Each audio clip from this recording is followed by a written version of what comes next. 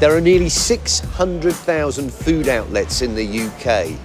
Pubs, restaurants, takeaways, and they all have to be inspected to make sure that the food we eat is safe. Yes, there's an army of men and women up and down the country on the front line whose job it is to protect us, the hungry public, from dangerous dinners. Who are these people? They're the food inspectors. Over the next few weeks, we'll be out on the road with the food inspectors. You need to get your act together. We'll discover the restaurants where no one seems to have a Danny LaRue. You can't have a rabbit where you're preparing food. You need to take the rabbit out now. Take the rabbit out now. And we discover the visitors that no restaurant ever wants to meet. You have so many live cockroaches here in the preparation area. What are you playing at? I'll be revealing the truth about the hidden world of food crime that puts you in danger. I mean, what he's describing there is smuggling. It's a time bomb waiting to go off. And I'll be finding out how some of our biggest food manufacturers keep us safe. This doesn't look like a kitchen, this looks like a science lab.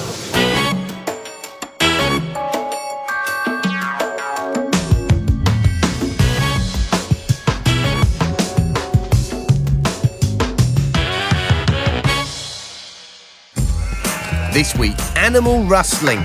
Inspectors try to track down the stolen meat heading towards your plate. This probably would indicate some kind of illegal slaughter. Enough bones for 60 pigs. Claire and Mary are on the hunt in North London, and they make a grisly discovery. Is that just leaves? I'm not sure. It doesn't look very healthy, whatever it is. Andreas discovers a butcher's where it may be time for the ultimate sanction. There's no option but to close you today. Do you know how to stop the Great British Fry-Up turning into a great big emergency? I put the fire brigade to the test. That's filth, that's off the scale. Yes. And I meet a man whose pork chop was nearly his last. I didn't think we would ever see Darren alive again. They think I'm going to die. Now, food inspectors, on the whole, like order. They want things in their place. And they're quite particular about what is supposed to be found in a kitchen. Generally speaking, it's items connected with food preparation. But every so often, they'll make a discovery which would bring out even the most experienced inspector in a cold sweat. Welcome to the mean streets of Enfield, North London. It's a dirty world out there. But there are two women who are fighting back. Claire and Mary are Enfield's grime fighters. See what I did there? Tonight, there's a job going down. The Sun and Moon, the local Chinese takeaway. This is the first visit for the takeaway's new owners. In the past, the food inspectors have found problems, and Mary is quick to spot some today. Why is the rice sitting out on the side? Why is it outside? Why isn't it in the fridge? How long after you've cooked it before you put it in the fridge? Just 2 hours? 2 to 3 hours, right? That's not safe. If cooked rice is left outside of a fridge for too long, toxins can form. They can cause stomach pains, diarrhea, and sickness. I think you should just put it in the bin. Yeah, just bin it, please. Yeah. The problem we've got with the chicken balls is the box previously had raw duck in. So there's a severe risk of cross-contamination between the cooked chicken balls and what was previously in the box. So far, it's just another normal day on the streets for our team, but things are about to get very strange. Claire, I've seen a rabbit. A rabbit? I don't believe this. I've just seen a rabbit. Is it live? In there, there's a rabbit.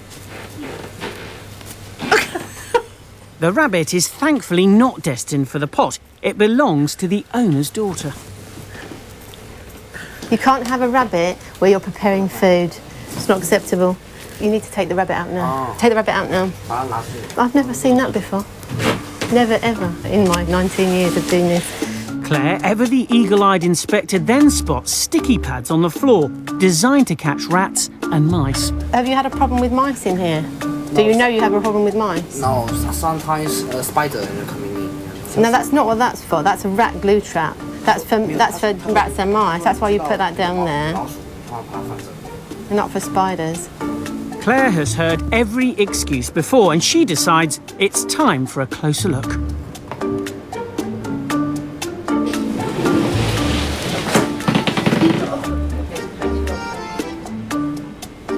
We've got droppings on this one. Yeah. There's a few mouse droppings down the back of here. They just came in last night. If they clean, well, that means they come in last night.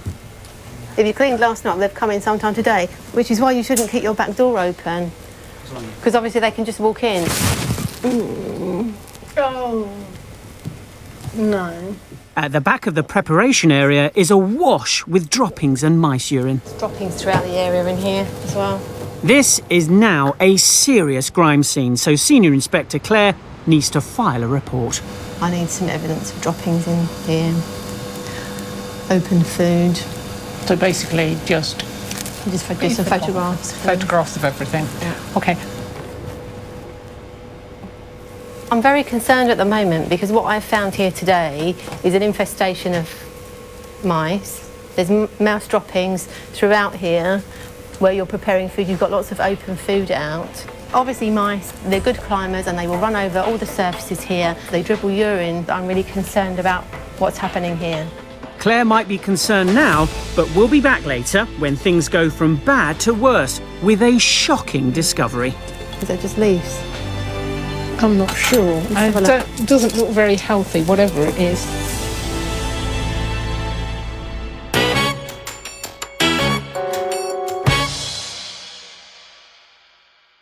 Food inspectors generally investigate shops and restaurants who prepare or cook food, but they can also find themselves at the sharper end of the food chain.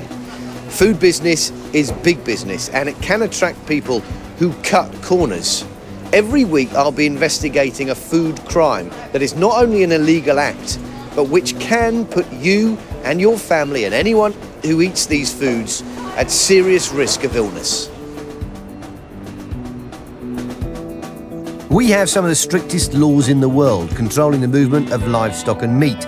Every joint, chop, even pack of mince that we buy is traceable back to its farm. But what would happen if someone came along and helped themselves to a sheep or 10 and then slaughtered them outside of the laws designed to keep us safe? Doesn't affect me, I hear you say. Well, okay, what would happen if this stolen meat ended up on your plate?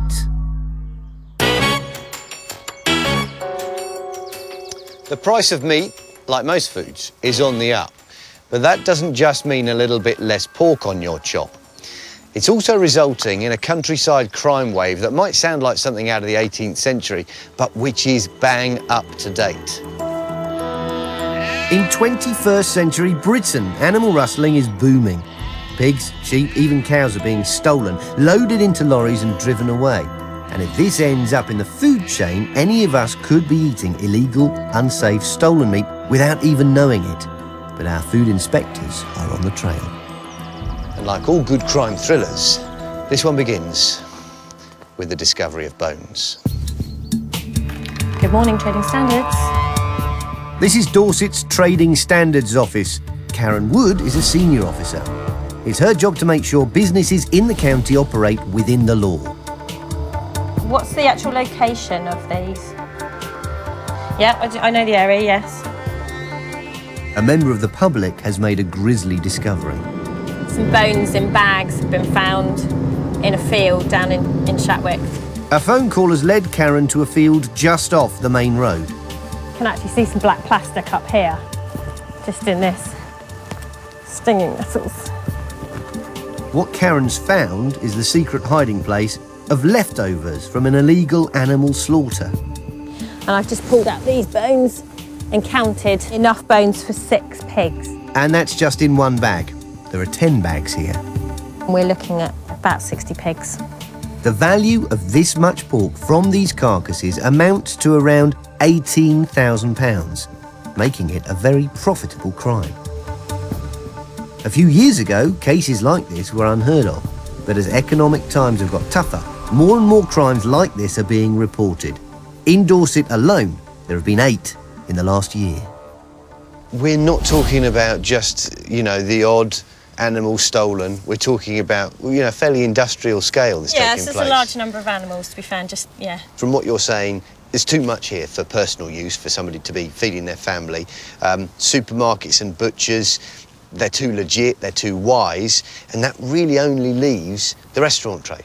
Yeah, supermarkets are obviously very well regulated, how they get rid of their waste, and the abattoirs, the butchers obviously are well regulated by environmental health, how much waste is coming out. So we're thinking unmarked van round the back of the restaurant. That's where this deal's taking place. We think that's a possibility, yes. And this is a crime that's working its way across the country. I've come to Cumbria, where a few months ago, sheep farmer Andrew Balmer was one of its latest victims. So on that day then, how many did you discover? How many lambs, how many ewes had gone missing? We rounded everything up into our sheep pennets down at the lower end. We counted every lamb and every ewe, and we were 18 ewes missing and 38 lambs. That's quite a lot of sheep to lose. Well, it's a very large trailer load. And whoever's stealing this livestock is not only putting Andrew's livelihood in danger, they're also threatening our health. The sheep that come out of here, what's wrong with them making it to our plate, if that's our primary concern? Well, they've no idea as to when these lambs have been last dosed, and if they are going into the consumer, it's wrong. So when you're giving the lamb medicine of some sort, there's a period during which you wouldn't be able to sell that. No. If they're stolen from the fields, then nobody knows whether they've still got that chemical in their bloodstream. That's definitely correct, yeah. Nobody would know that. So eating stolen lamb means you could be ingesting drugs designed to kill ticks, liver fluke, and other kinds of animal nasties. These animal medicines hang around in the sheep system for weeks, and they're not fit for human consumption. The question is, who's behind this crime wave? Is it towny criminals trying to make a quick buck, or someone from the countryside with experience of handling livestock? I mean, I'm just wondering, if I came into this field looking to take one of these sheep away with me, is it an easy thing to do? No, it's not a really easy thing to do. You could have a go. It's a totally unscientific experiment. I'm going to pit my urban wits against those of a grey-faced mule sheep. It's towny versus animal.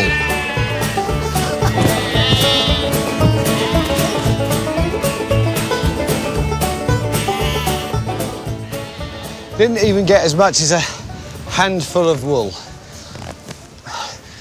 They may be stupid sheep, but they're not idiots. They're quicker than me. Whoever's stealing sheep, especially in numbers, knows what they're doing. And they certainly do. The police have got another call from a farmer some 50 miles away, reporting a very similar theft. Anne and husband Alan, who's been in and out of hospital recently, have discovered 36 of their prized cattle are missing. And it's not the first time it's happened, unfortunately. I think it's either the third or the fourth it's happened. It's a nightmare. Money's tight, and it's easy game to go and get them out of a field. Because if anybody drew up with a trailer, who would query it? And what effect could this have on your livelihood and the future for this farm? Well, money will be very tight. The overdraft will go bigger. How much are we talking about? You're talking an average of £400 an animal. So it's well over £10,000. Well, it will be, yeah. Anne knows that anyone stealing this number of cattle must be highly organised. They have got to have an outlet for them. They need a passport to sell them on.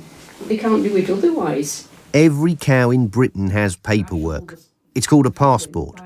And each time they're bought or sold, the passport goes with the animal. Without this, no official abattoir or butcher will touch them. How do you feel then that somebody can see when your husband's ill, is the way it appears, and is waiting for those moments to then steal your cattle? If I'd have heard them, I would have shot them. It's almost as though over the last few years somebody's worked out that there are wallets on legs roaming around the countryside that can be taken with a bit of effort and turned into cash. Where they go after that is less clear. Their route to your plate does mean, though, that they're not always entirely going to be safe. and it also means that the whole process is guaranteeing misery for farmers like Anne. Coming up, I visit a legal abattoir to find out what they do there to keep carnivores like me safe. Ugh. In some circumstances, the whole of the carcass would be forbidden from going into the food chain. From the right way to the wrong way. Meat as you never want to see it. There was a huge forequarter of meat just hanging there on a chain. There's no protection from insects or bacteria. That meat cannot be sold to members of the public.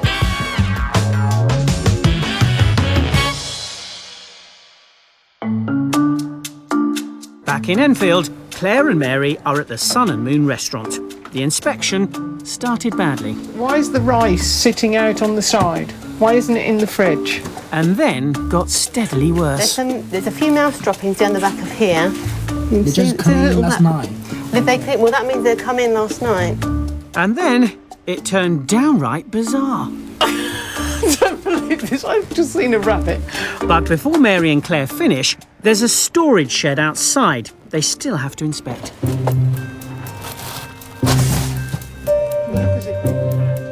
Mary has spotted something stuck to one of the mouse pads.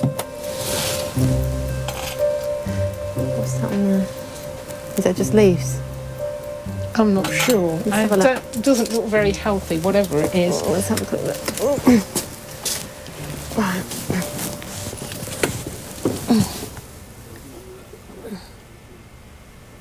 I don't know what it is.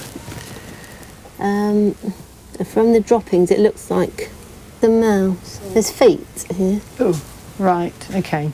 The discovery of the decaying rodent, along with all the other problems, leaves Claire with only one option. I feel that there is an imminent risk to health here because you haven't got proper cleaning equipment, you haven't got proper cleaning chemicals here, and because of the knowledge that I've seen and the active infestation of mice here, I'm not happy with you to carry on trading, and I will ask you to close. So if you could just turn the lights off, put the sign to closed, but don't take any more orders. Claire and Mary have given the owners a list of jobs that must be completed before the restaurant can reopen. Until then, it must remain closed. It could put them out of business. That's something that we do know. And also, you know, the lady tonight, she's saying that if we close her for a long period of time, if she's got 3 children, it affects her livelihood. So, you know, it's with mixed feelings that we do this, but at the same time, you know, we have to look at the bigger picture, which is public health risk. It's the end of a long night for Claire and Mary. They plan to return to the takeaway later in the week to assess progress on the work they've asked to be done.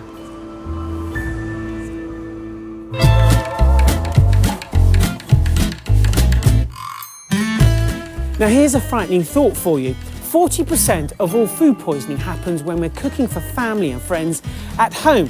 So the question I've got for you is, are you a potential poisoner? Well, each week I'll be visiting a home or a workplace near you, and to make sure no one ends up with a dicky tummy, I'll be bringing an unexpected guest, our very own food inspector, Ben Milligan.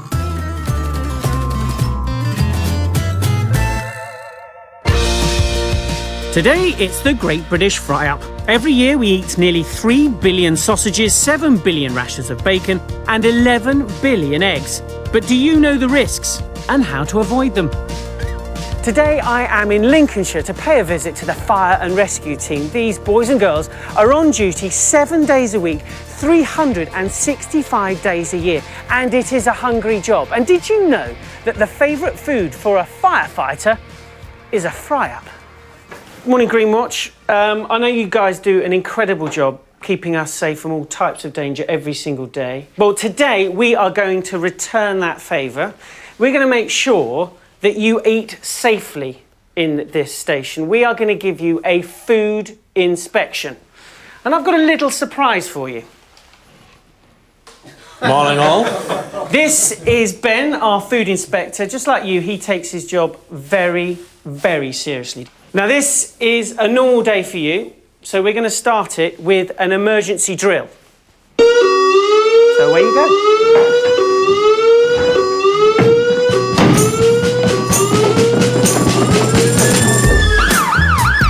While Green Watch carry out exercises, firefighter Dave is going to rustle up their favourite breakfast, the full English. It's a full Monty, so it's got bacon, sausage, eggs, hash browns, onion rings in there, bread, tomatoes, beans.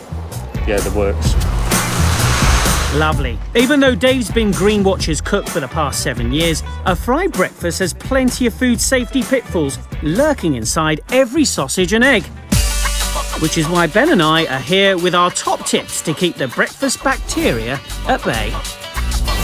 First up, chef hygiene. If you've handled raw meat, you should then wash your hands.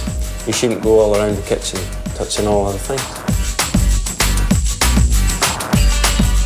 Remove all traces of soil from any raw foods. What should I be fearing as I'm making mushrooms? You should be fearing soil-borne bacteria. So the best thing to do is cut that piece off and then give them a little rinse. Beware of raw egg splashes. It will be cooked to make it safe, but whilst it's raw, you've got to be careful where it's going. If you don't wash your hands properly, if you splash it about the kitchen, there is the potential that you could spread contamination around. These eggs are inoculated against salmonella. There's still risks with Campylobacter. Even sealed tins can be a source of contamination.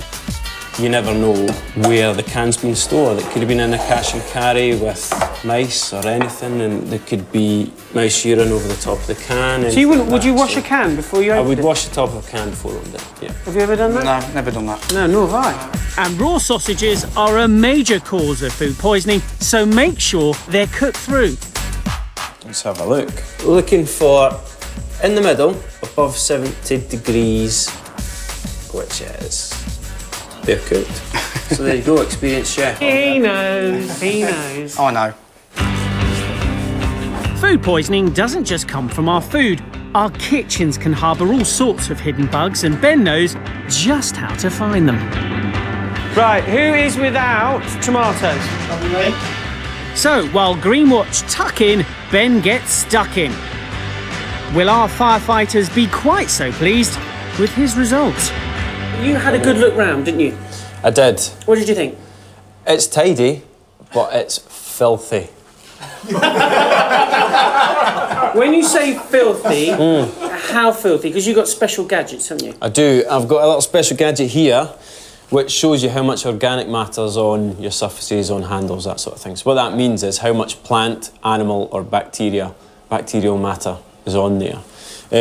Dirtiest part of the kitchen? Dirtiest part of the kitchen, by a small margin, is over here. Get back, get back. So this is the area you can see there's little spots and stains. This is where all the tea's made. Yeah.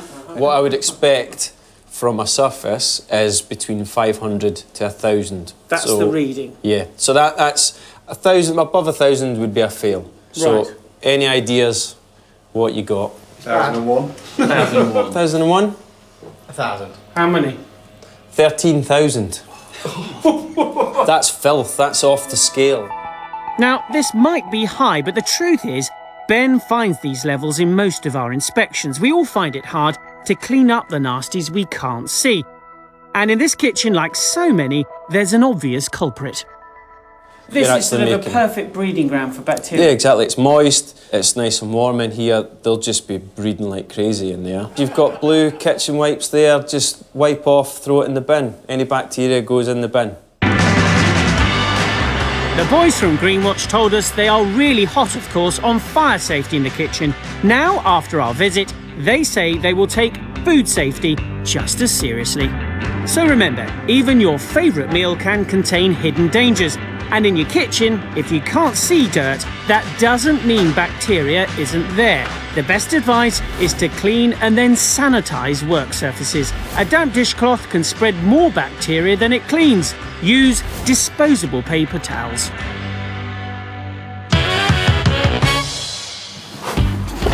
Oops. Imagine you are new to the whole food business. Would you have any idea about the myriad of food regulations out there?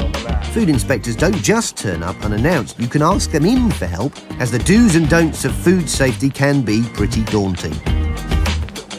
David Norton is the food inspector for Central Bedfordshire. He visits his fair share of restaurants and takeaways with problems, but today he's on his way to help a new business, a cafe at a garden centre. Ooh, lovely. When I visited for an advisory visit earlier the year, they were just doing sort of tea, cake, scones, that kind of thing. But the aspiration, I think, was for them to develop into full meals. From the start, the owners have been keen to get David in to help them set up the business. It was just really nice because they phoned us right at the outset and said, well, when can you come and do an advisory inspection? Andrew Asprey used to be an investment banker in London. 18 months ago, he realised the dream and set up his own small business with a cafe attached. For David, he's keen to check that all areas of health and safety are up to scratch. You've got your hot connected in, haven't you, to something? But what's it? No, that is. Oh, okay. So, no, that's still an outstanding. Yeah. How do we know at the moment that the fridge is running at the right temperature? We don't. Obviously, we've got some mould growth, haven't we? Now it's time to get down to the real business, which is food. As a cafe selling tea, cake, sandwich, it would appear there's not much to worry about, but David has other ideas. There's not really that I can see any red meat that you're handling. But what we do have is the potatoes. And the potatoes are a possible source of the E. coli contamination. Potatoes? Are you sure? Apparently, yes. E. coli 0157 is found primarily in animals' guts, which means it's also found in their poo. The very same poo farmers and gardeners then spread on their veg as manure. The problem occurs when that fertilised soil gets inside you. We've not historically talked about carrots as a risk food, but they are a soil vegetable. So just like the potatoes, they're grown in the soil, obviously. So what we're looking for with this, I mean, overall your organisation's not too bad, but making sure that the carrots are stored elsewhere, away from your salad vegetables. One of the most popular dishes on Andrew's menu is his homemade coleslaw, made with, you guessed it, raw carrots. But David thinks the latest E. coli guidelines suggest raw carrots need to undergo a mechanised washing process before they can be used in the food trade. How will Andrew take it? I mean, how would you feel for now to say, well, OK, we'll just... Live without coleslaw, that's fine. Yeah.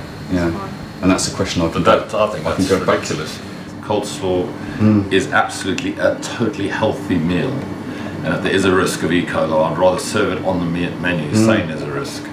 You know, I know mine come local, I know my carrots are local, I know they're extremely healthy, they're grown in very good conditions, and that's what we're striving for, is healthy food. I can understand the reaction that you're having, but what I'm trying to say to you is, no, this is ultimately about trying to make sure that the consumer is protected.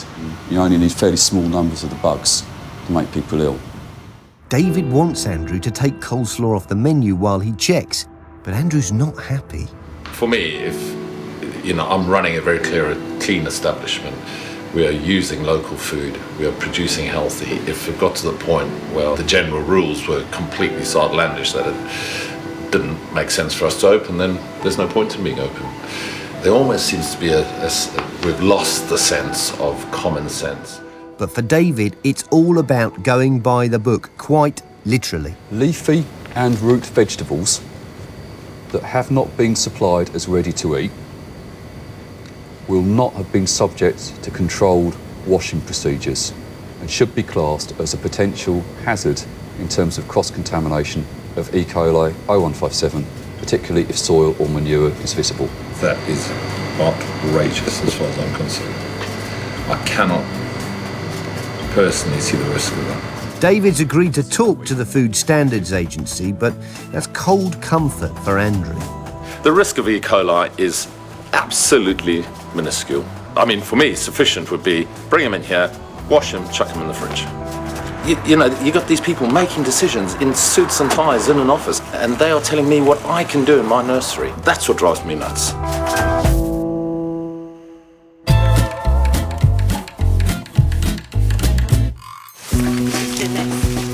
We're on the trail of the trade in illegally slaughtered meat.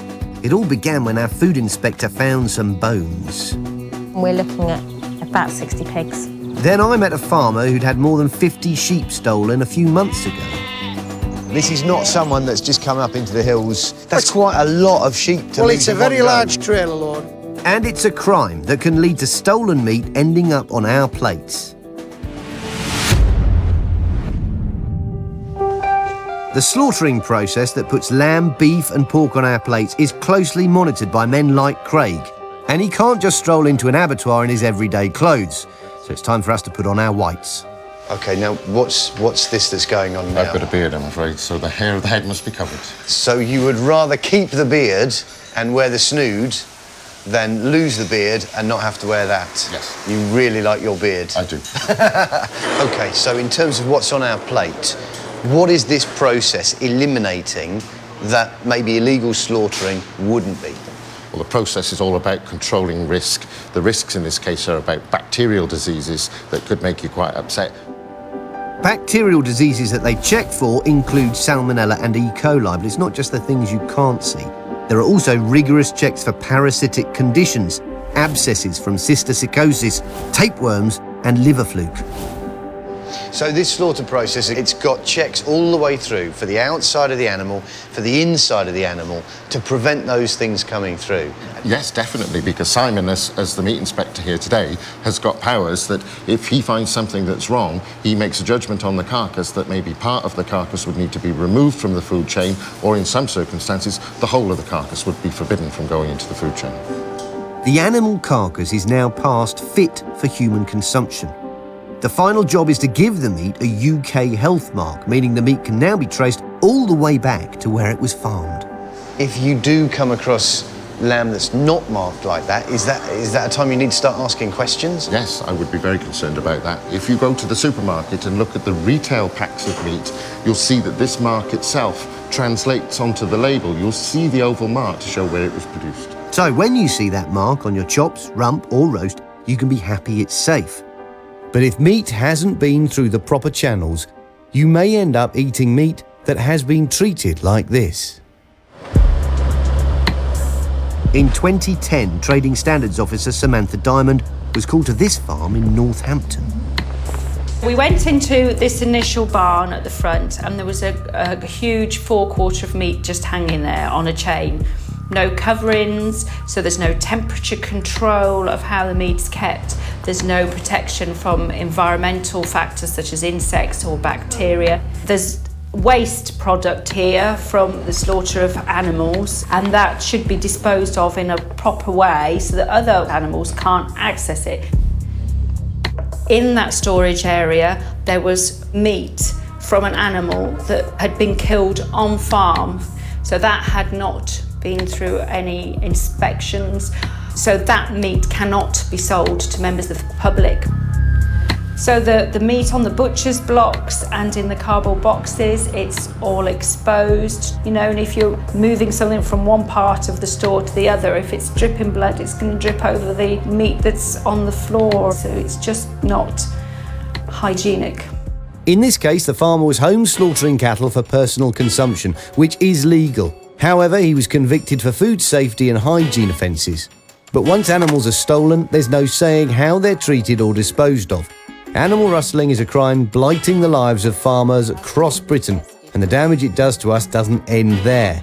Stolen livestock don't go through any of the necessary checks to ensure that the food is clean, safe and free from disease. So final message, to make sure your meat is safe, look for the stamp.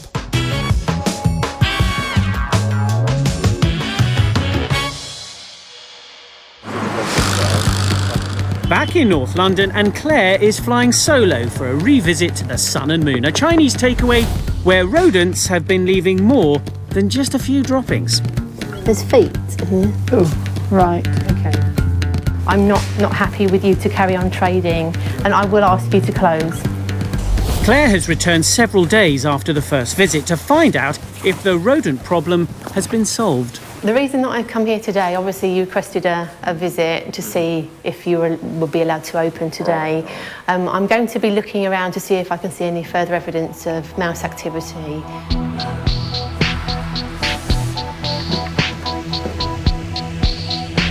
You worked hard, well done. That's really good. So far, so good. But what about that shed where the takeaway ingredients are stored? There's a few bits of dirt, but there's no droppings. I can't see any more droppings here. But is there a way back in for the furry pests? I think for the time being, while it's still open like this, don't keep the food in here until you get that covered, if you can move that inside. The shed may be open, but it's clean. But are there any signs of the mice inside the kitchen? The shop owners believe they've had all the gaps where the mice may have entered before now sealed. If you can get a pen in, if you can get a pen underneath, then you can get them out in. Yeah, they will actually push their body down to get under. But have they? Okay, there's one dropping there, but it may be it might have been on equipment before. Or will a single mouse dropping keep the shop closed? Or is Claire happy?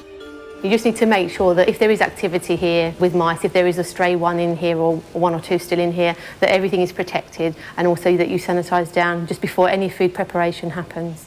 The Sun and Moon's owners wait nervously to learn their fate. OK, well, I'm happy that you've done all the works on the schedule. You've worked really hard here, so I'm happy that you open. I'll issue you with a new certificate which says that there's no longer an imminent risk here and that you're OK to open. Claire is satisfied with all of the work, and the Sun and Moon is back in business. I've done all what's on the schedule of works, and they seem to be really keen to comply. And there's a couple of things outstanding. But no, I'm really pleased, actually. They've worked really hard.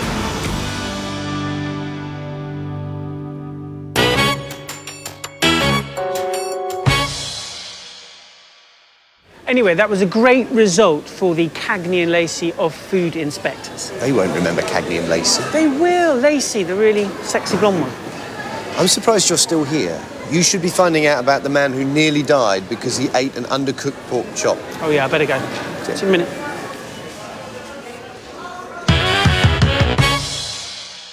Now, if you've never had food poisoning, you are extremely lucky, because for those of us that have had it, we can tell you it is pretty bad. You feel awful for at least a couple of weeks. And for some, it's much, much worse. You're never quite the same again. And for others, well, it can be nearly fatal. Every week, from my food lab, I'm going to be telling you some of the worst food poisoning stories there have ever been. And also, I'll be giving you a few tips to make sure that you don't become the next victim.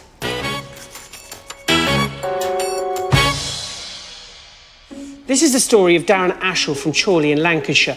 Big, strong, strapping lad, bit of a bodybuilder, in construction work, and that's how he spent his life, travelling around the UK in a caravan, living, cooking on site. And he made one mistake, one night, and it nearly cost him his life. Every Monday, I'd go to a supermarket and buy myself a big steak and 2 great pork chops. This particular pork chop, you could tell it wasn't quite cooked, and I swallowed a bit. How much?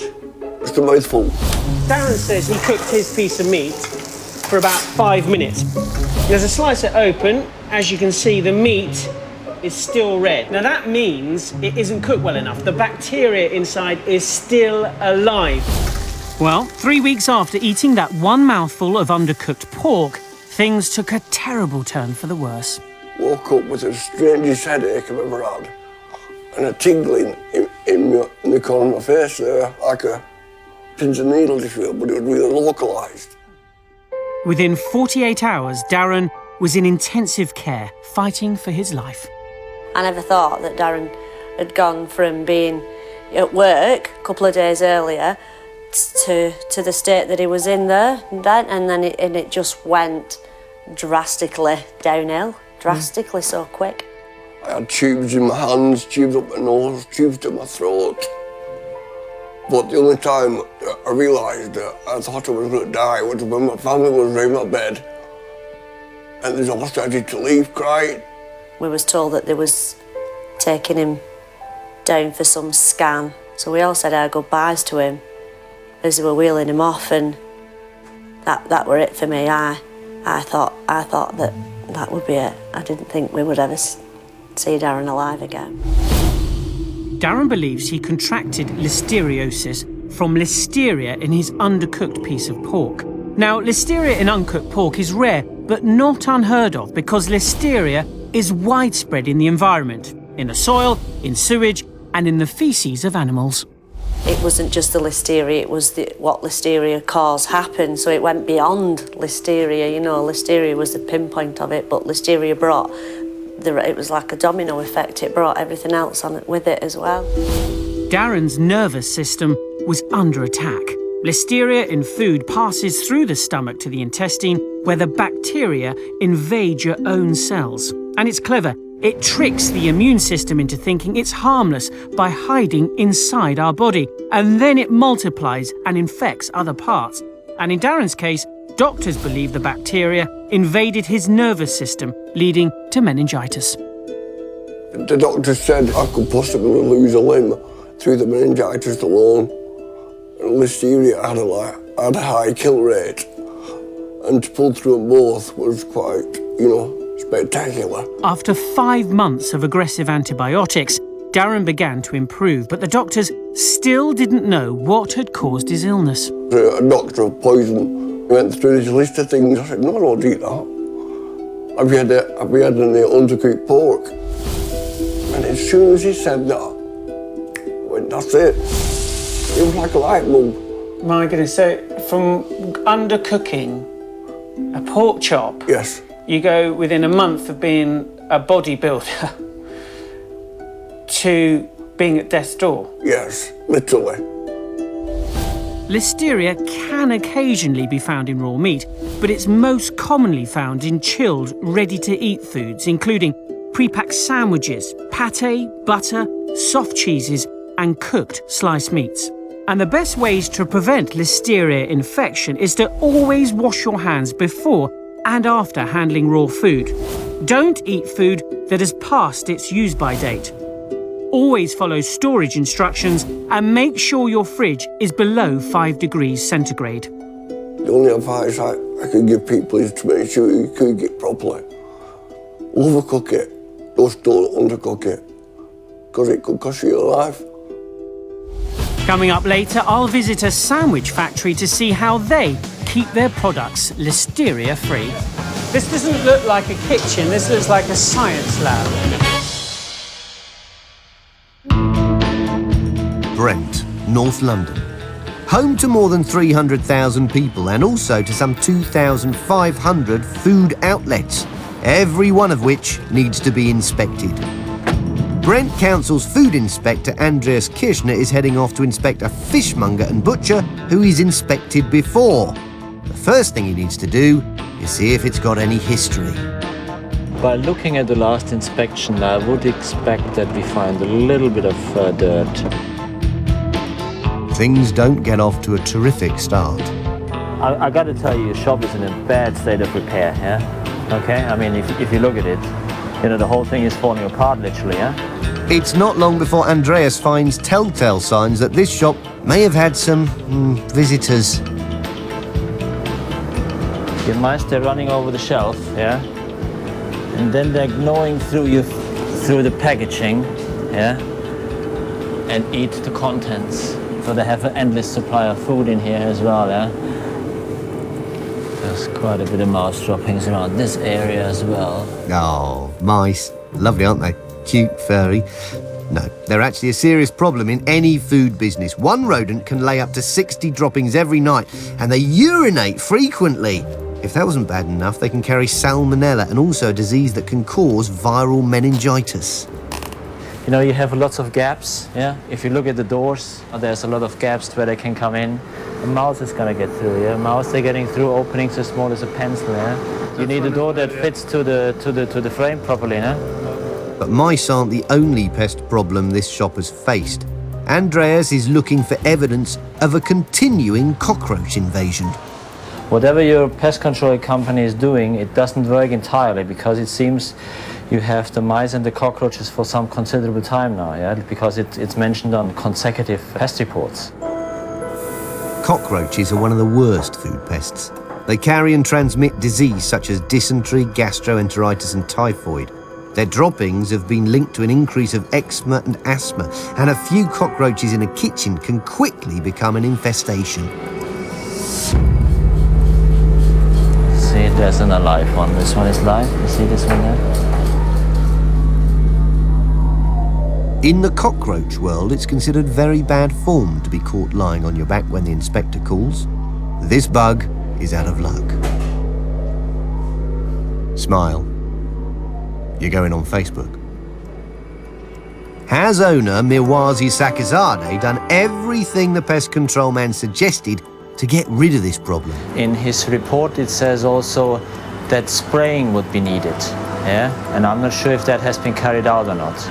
I doubt it, otherwise he wouldn't have that many cockroaches in. Andreas' suspicions seem to be confirmed by what he finds behind the fish counter.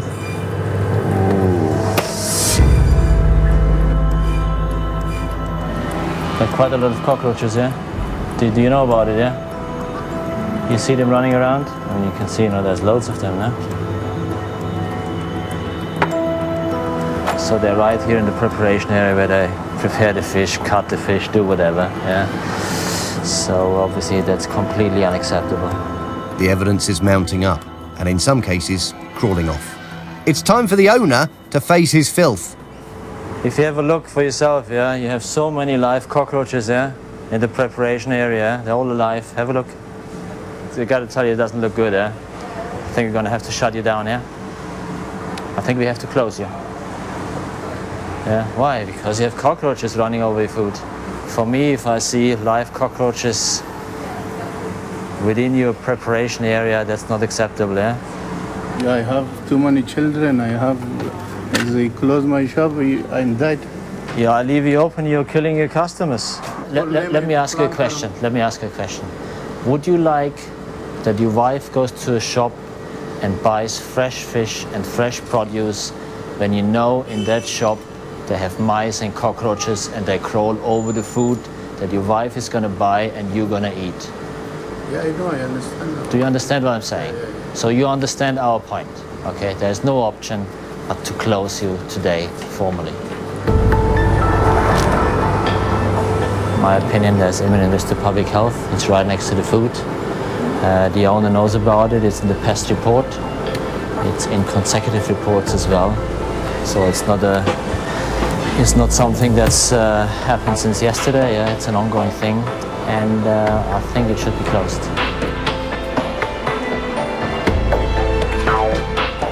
The decision's made and the premises are closed.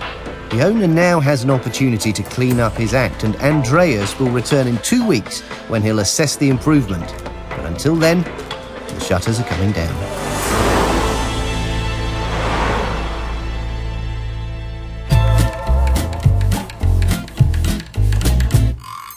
I'm in a food factory. Why?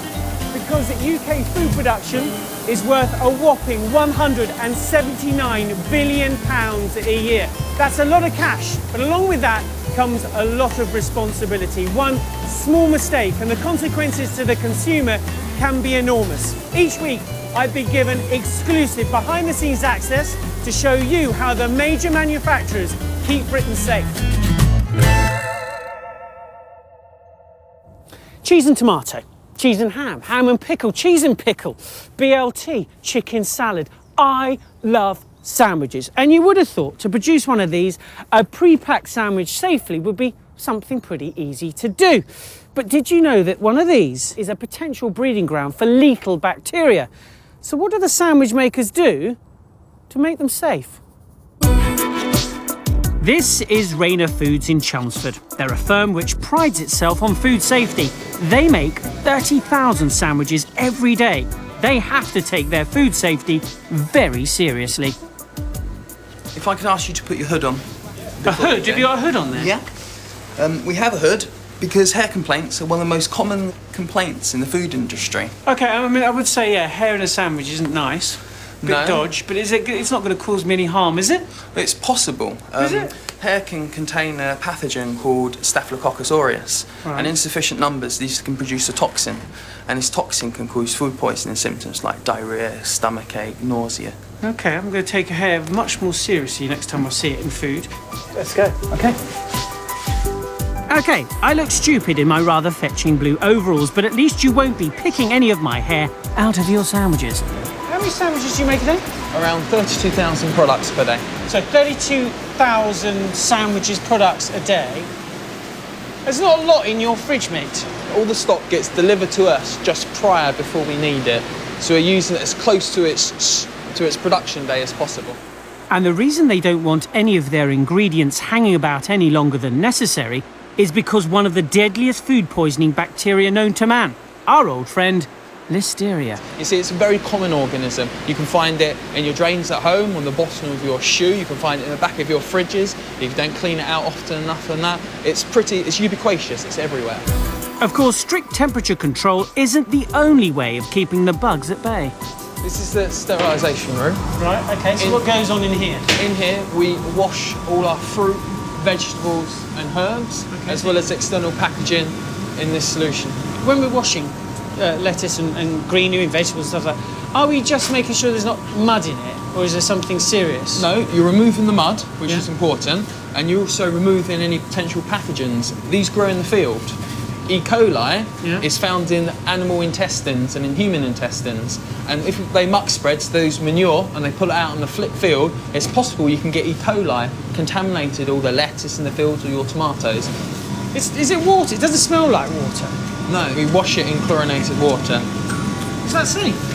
The levels that we use it at, we wash it very, very low level. OK, so any vegetables get jacuzzied in chlorine to kill the bacteria. Next up is the assembly line. Those of you obsessed with continuity may notice my boiler suits change colour. That's because it's extra clean in here. Wow. This doesn't look like a kitchen, this looks like a science lab. Yeah, it is very sterile and hygienic in here. And it's a lab with just one purpose, to get a sandwich made as quickly and as hygienically as possible. Because as soon as those two pieces of bread hit the line, the clock starts ticking. We've got a lot of people in here and we've got a lot of equipment in here, and that produces quite a lot of heat. So because it's warmer in here, it's more of a chance of the bacteria to grow and multiply. So by limiting the amount of time which it stays in production, limits the growth or the potential growth.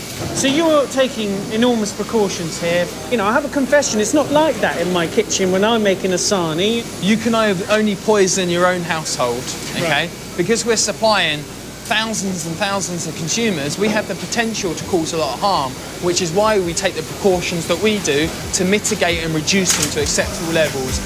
And there we have it, the perfect sandwich. And it tastes delicious. So to all the UK free-pack sandwich makers, we salute you and thank you. Carry on protecting Britain.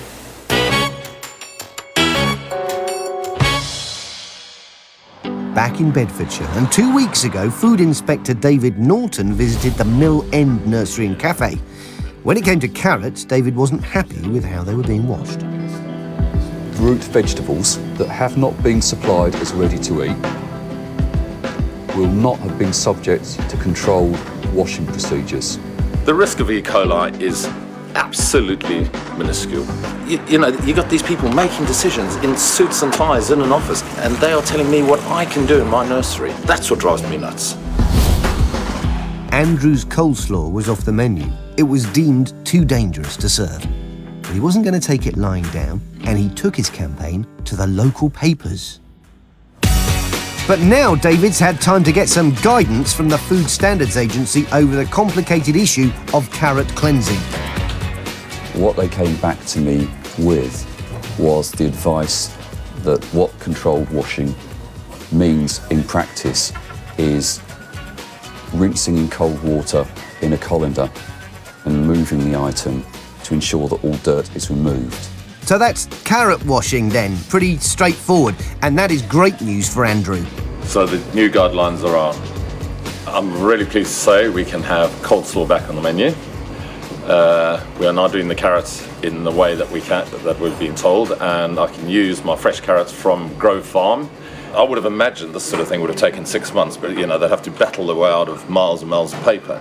But I think, you know, whoever David knows then, whoever he's spoken to, I think common sense has prevailed, and I think that's what's important. Absolutely. And it's good to know that food inspectors are happy to listen and, if necessary, take advice. For Andrew, not one to miss a trick, his coleslaw's back on the menu, but now he's given it a very cheeky new name.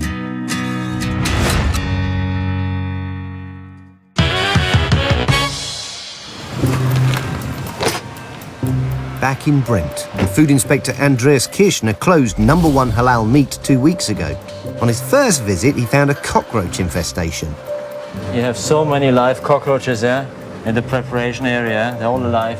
But it turns out that the cockroaches were only really there to keep the mice company. The mice, they're gnawing through the packaging, yeah, and eat the contents. There's no option but to close you today, formally. He's now off to find out if any improvements have been made. So we're gonna go in there, have a look, see if he has refurbished, see if all the pests are actually gone, and then we decide if he can reopen or not.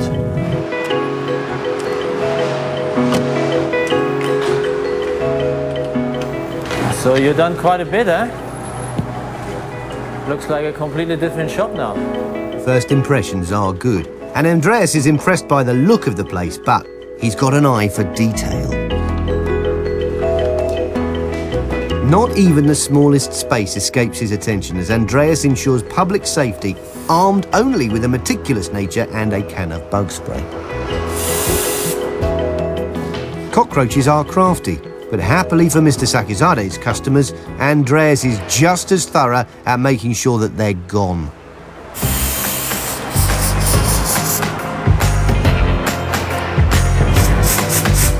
Oh, hold on. What's this? Here. Oh, has Mr. Sakizade blown it? There's just some stuff crawling around there, yeah. But one cockroach doth not an infestation make, and Andreas can deliver some good news. I mean, we found one barely live cockroach, but in our opinion, the imminent risk of injury to public health has been removed. So we're gonna give you a certificate today, then you can reopen. Please. Okay? Thank you very much. Good. You're welcome. The hard work has paid off. It's a new start for the business and a safer future for its customers. And now I'm very, very happy because now everything is okay, clear, properly, and it's opening it is better for me. For us, the most important bit is that we closed him when we did, because obviously at that point his premises was completely unacceptable. Whereas if you're walking in now, it's a nice shop. Everything was clean. Everything was refurbished. You could see walking in, it looked like a different shop altogether. Pest controller seems to have done a good job. I think that's a good result for us. Yeah.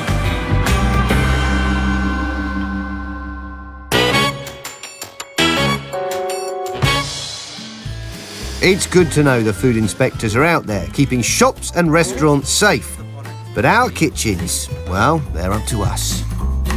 Well, those of you that do cook at home, hopefully we've been giving you some good advice about how to cook safely. And don't be put off your dinner. It'll be all right.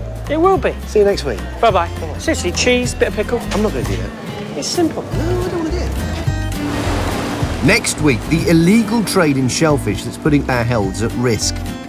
We know people are going out there and bringing in cockles, and I, for one, most certainly wouldn't be eating them. In Gravesend, Mandy finds a filthy kitchen and lays down the law. Dump it, get a new one. What are you playing at? You need to get your act together. And I drop in on the woman who cares more about her pets than her kitchen. I'll test it, but it looks to me like feces.